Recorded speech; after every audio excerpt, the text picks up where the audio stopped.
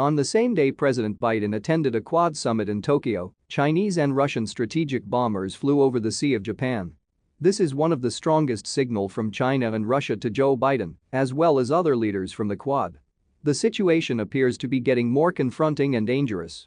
At least 6 Chinese and Russian nuclear-capable bombers conducted a joint flight on the same day Joe Biden met with leaders from Japan, Australia, and India. China sent 2 H-6K bombers, and Russia sent at least one Tu-95 bomber. It is reported that 2 Chinese H-6K bombers flew from the East China Sea to the Sea of Japan, then met with Russian Tu-95 bomber. The location is close to Japanese main island.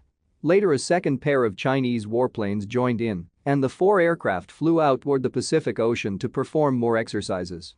None of the aircraft entered Japan's national airspace. The Japanese government denounced the flight mission as unacceptable.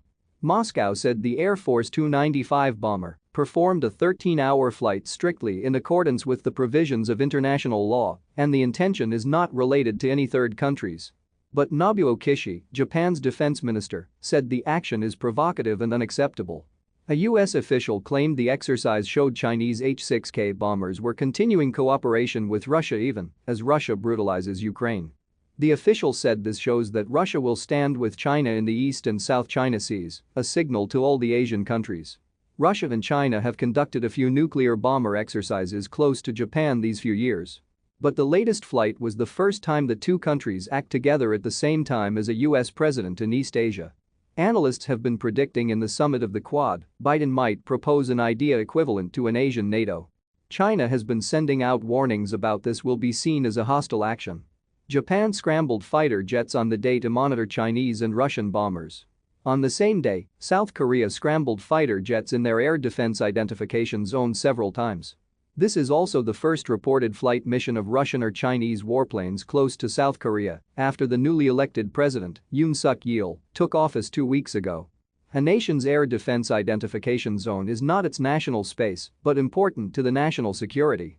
It is much more expansive, an area over which fighter jets constantly monitor military aircraft from other countries. The Japanese side pointed out that this was the 4th long-distance joint flight between China and Russia around Japan in 6 months. A Russian Il-20 reconnaissance plane also flew close to Hokkaido. Some media report claimed that fighter jets from China and Russia also participate in the mission. It is worth noting that the latest H-6N bombers from China are posing a greater threat to the U.S. Navy.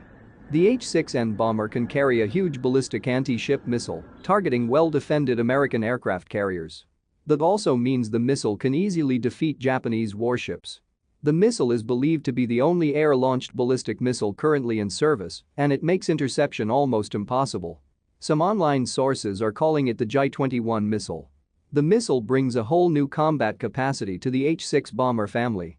It is in some ways similar to the DF-15 or DF-16 missile. It consists of a large-sized booster first stage and a double cone-shaped upper stage with stabilizers. The missile has been reported for many years. In the U.S. Navy, there are only a limited number of warships that can use anti-missiles to intercept ballistic missiles. With a few H-6N bombers launching this type of missile, the Chinese military can easily overwhelm the defense of a U.S. aircraft carrier strike group. It is very concerning to everyone in the region that China, Russia, the U.S. and Japan are falling deeper into a situation that might lead to serious conflict. Thank you for watching this video. If you like this video, please subscribe, share and comment. It will really help us developing this channel and bring you more videos about Chinese military news. Thank you.